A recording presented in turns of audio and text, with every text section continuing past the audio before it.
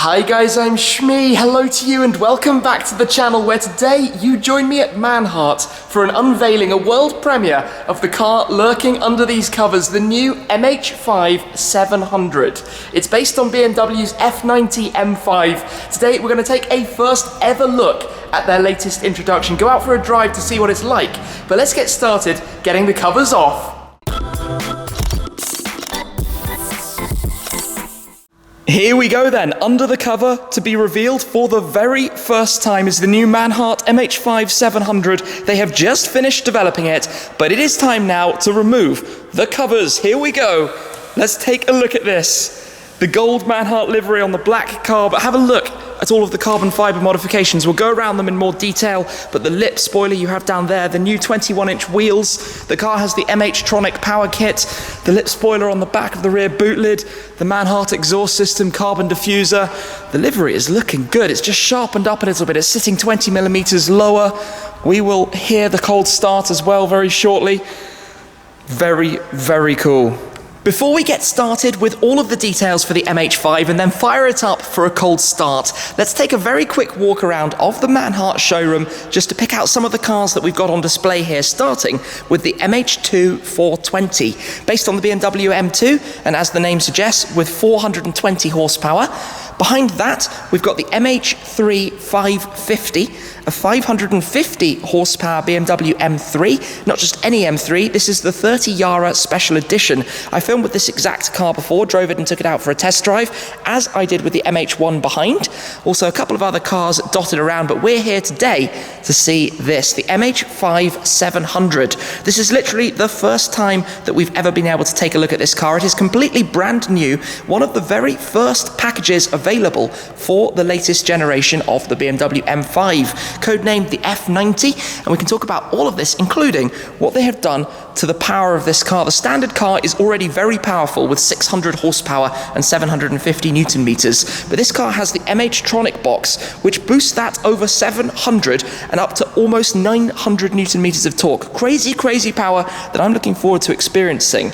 On the cosmetic front, that's where we'll get started. You can of course see the design livery, the Manhart livery, on the black paintwork with the gold stripes that you have down the bonnet continuing at the back of the car, but also the pinstriping that you have around the front, just to accent the shapes and aerodynamic elements of the car. But they have also installed this new carbon fibre splitter. This is quite a big part, running the full length of the front with these small kick-ups for the end plates at the side, and also with a lower splitter add-on at the front as well. Again, highlighted with the gold stripe, but that's all carbon fibre. Looks very, very aggressive. Just adds more presence to the front of the car, which is already pretty mean anyway, with the black kidney grills and the wide adaptive LED headlights that the M5 has on it. It's wearing their 21-inch Concave One wheels, front and rear. If we keep coming down, we've got the striping with the MH5 700 designation. Towards the back, where we have their new carbon fibre lip spoiler on the rear boot lid, again with the stripe coming around in front and behind that. And down at the bottom, one of the most significant parts, the full carbon fibre diffuser. So the regular M5 has kind of a normal diffuser that just wraps underneath the car. This is much more dramatic. The styling and aggression of all of the vertical fins that it has surrounding the quad tailpipe new exhaust system, the Manhart Sports exhaust system, also with carbon fibre tips for the tip finisher around the outside of them, but the whole part in carbon fibre, which, if I just pull back the camera a little bit, really adds some aggression to the rear of the M5, plus the fact that it sits a touch lower on the KW springs. It's not a huge amount lower, 20 millimeters or so, but just enough to give it more stance and presence. I think it looks really, really cool. It's a very good amount to have done with that. There's also some gold striping around the door mirrors. But let's pop open the engine bay and talk about what we've got here. It's a keyless system, the key's in my pocket, touch of the door handle, the mirrors unfold, and the car is unlocked. Now, you might be familiar with the interior of the M5 from the videos I've made with my car, but if not, we'll have a quick glance over it later on. They've added the Manhart logo to the centre of the steering wheel, but down here we've got the bonnet release, so we'll pop that open. We've also got some Manhart floor mats down there too. But talking about the bonnet, before we get to the engine, Manhart are also developing a new carbon fibre bonnet for the MH5, so akin to those that they've made before, it will have more aggression with the louvers and also be lighter weight, being made out of carbon fibre. So we can lift that up, it would be carbon underneath, but here we have the 4.4 litre twin-power turbo V8. The standard M5 is already pretty powerful with 600 horsepower and 750 newton meters. This car has the MHtronik. That means that the power is taken up to 723 horsepower, 123 more, and the torque is taken up to 870, 120 newton meters more. And those are minimum figures. So I'm expecting this to feel very, very powerful, especially when you combine that to the automatic gearbox and the MX Drive four-wheel drive system, which actually lets you put down all of that power very, very easily. So let's close this back down, because I think it will be time now to jump into the car and get it started up so we can hear how this sounds.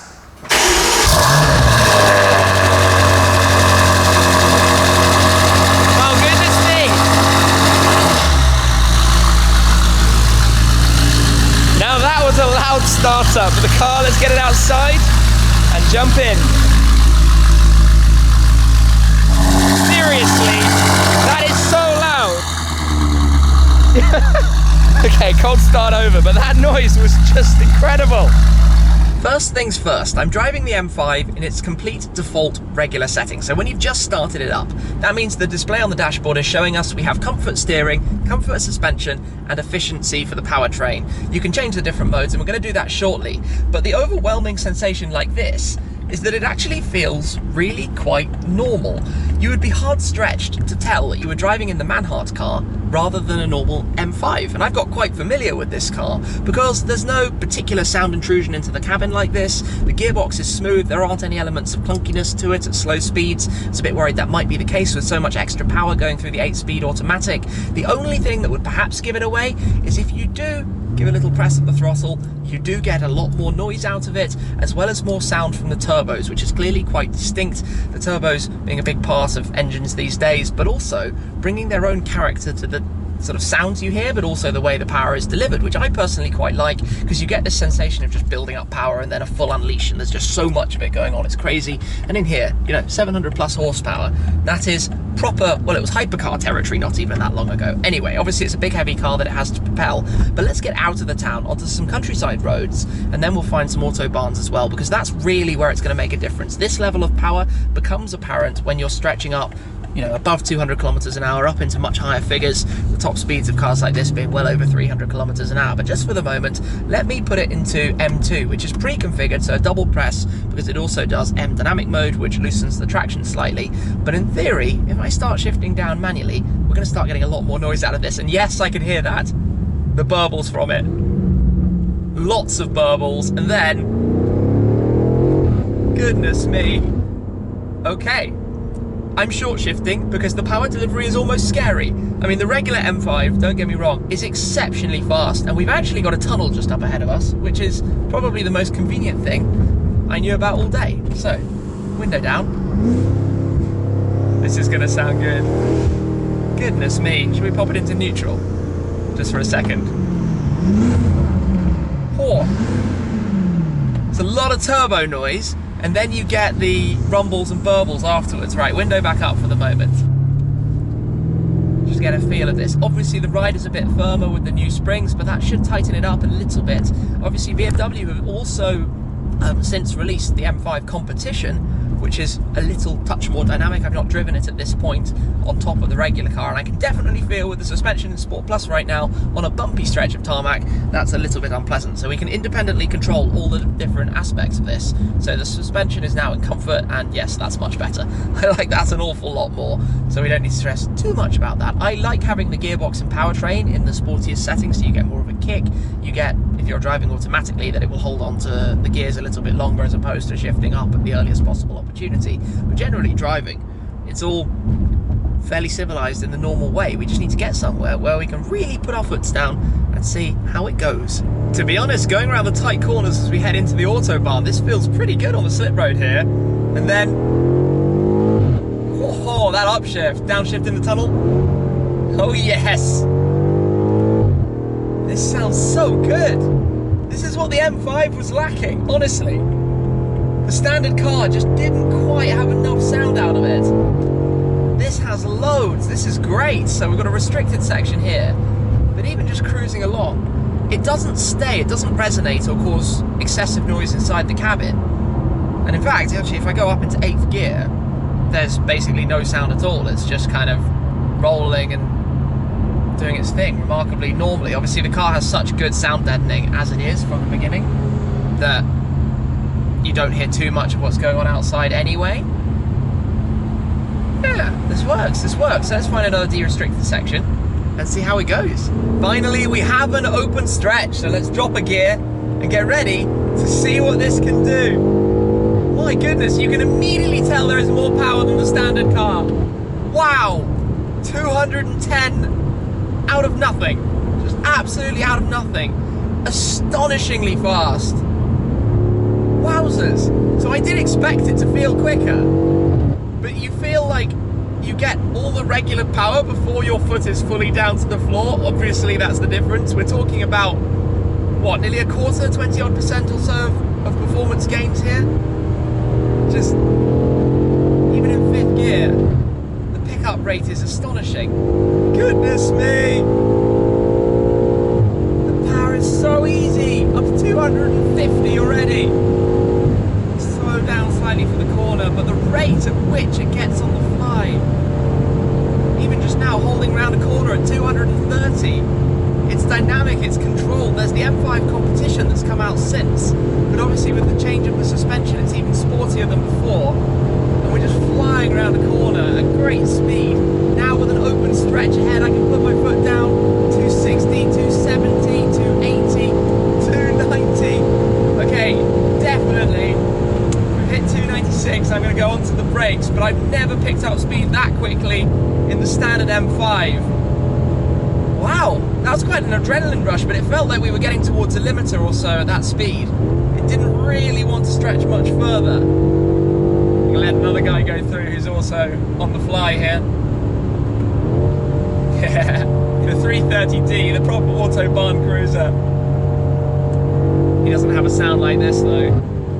Okay then, it'll be time to go back in the other direction. The way it picks up power, there is a slightly strange delivery that you do feel. I think you need to either be on it or a bit more gentle with the way you're putting down your foot onto the pedal. But when you're going, it is astoundingly fast. So let's hope it's empty and clear and we can pull straight on out. It'll be away we go again. Unfortunately, you've got to wait for a few cars to move out of the way first. We've actually got a speed limited section right here anyway, but hopefully we'll get some more de-restricted.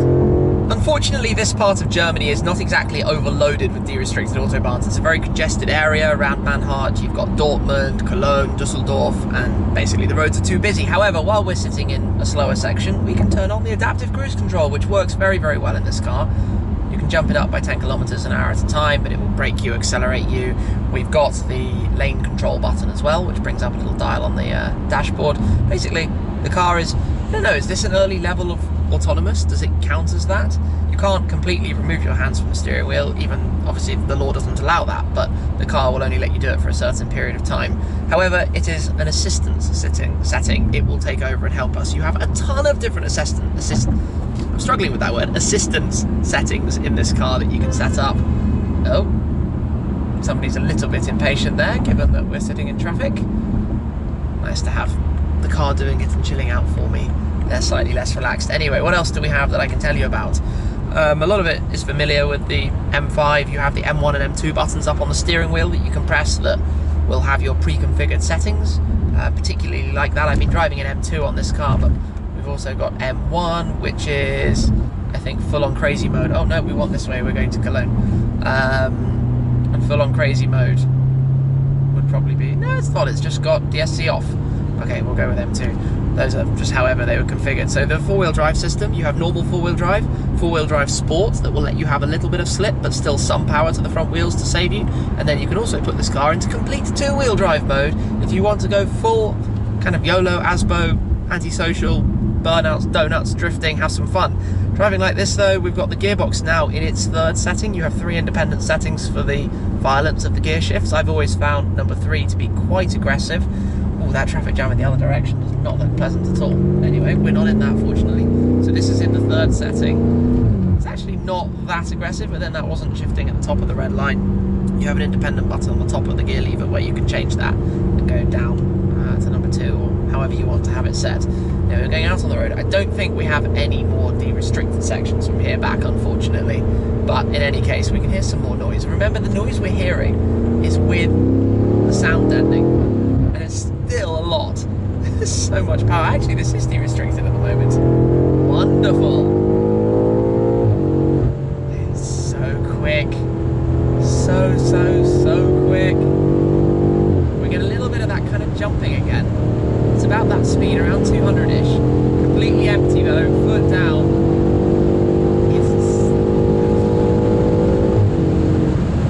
It's 280 so easily. This is where you have the fantastic ceramic brakes though, just because of the weight of the car. There's a lot of torque. There's a lot of power. I'm a little bit trying to catch up in my own mind, because obviously I'm familiar with this seating position, this steering wheel sitting in this car, but not driving that fast with so much stability. The front wheel's giving just enough pull that they really do enforce and enhance the stability of the car, and obviously now we've got the extra splitter at the front, keeping it more planted, the same at the rear with the small lip spoiler, just small things that will make a difference to having even more press down onto the ground, more stick to the tarmac. So, let's head back towards Manhart. The thing you can also do is just press a button to close the exhaust, and it gets quite significantly quieter. It's the shift noise that changes the most. So you can have this car entirely set how you want it. Obviously we want that open, and it needs to be in Sport Plus as well to get literally the most noises out of it. But you just, any gear, any speed, and the whole thing just picks up and launches itself progressively further forwards. It's a fantastic feeling to enjoy. I mean, it's just strange to mentally calculate, because I know how quick the normal M5 is, and then this is that plus a little bit more, while being so similar in the way it does it, just with more noise, more drama, and perhaps a little bit more sure-footed as well in the way it goes about it, especially at high speeds. I did notice obviously that because of the weight of the car, even in the standard car, when you do go on the brakes, you're aware that it's a big heavy car, that you're braking from a very high speed. Anyway, it might not clear up again, but all has been pretty well so far. Alrighty then, here we are back at base. So let's have a look around the inside of the car, but I think firstly, we've got to hear how this sounds. So I was saying you can see obviously on the dashboard which mode you're in. If you press the various M toggles, once to press it, once to confirm, you can see that it then goes into Sport Plus mode, particularly on the powertrain, and that you have the exhaust light here currently illuminated, so a number of different controls you can actually go through in terms of the setup and driving dynamics of the car. But now that we have it in the right mode, let's hear it.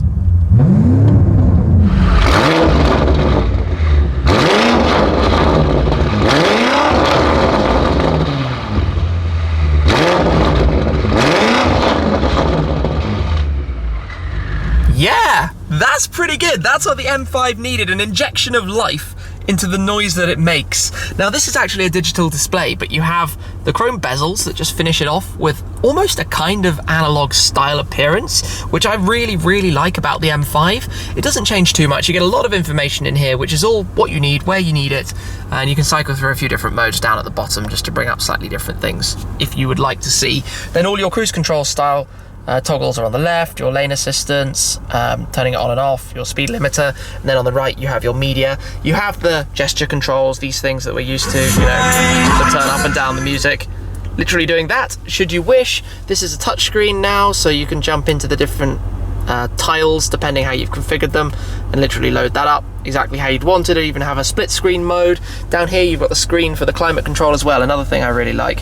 And you can change, this is something I've not actually talked about my car, so the climate control you can set in automatic and the temperature you would like, synced or not synced between the two sides, but even within that you can have 5 different scales of the power of automatic climate control, and that is a really beneficial feature. I find myself using it a lot.